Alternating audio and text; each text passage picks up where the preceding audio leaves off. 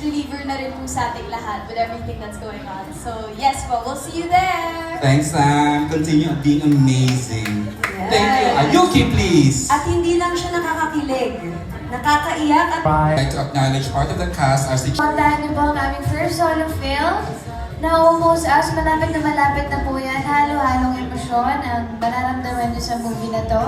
Lahat ng problema na mag-best friend nandito sa movie na to. So lahat ng tanong ay masasagot ng movie na to.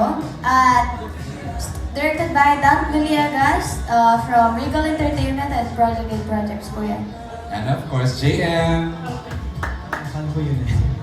Ayun, Pwedeng ikaw din. ayun, iniibitan ko kayo sa May 6 na panoorin at salubungin ang aming pelikula na Almost Us, directed by Dan Villegas. Siyempre, espesyal na panawagan sa lahat ng RR, sa lahat ng naging RR, sa lahat ng learners, umasa, nahihirapan mag-contest. Okay, lahat to panoorin nyo naman ito. Ito na ho yung pelikulang para sa inyo at malay natin, nandito na yung sagot. Diba?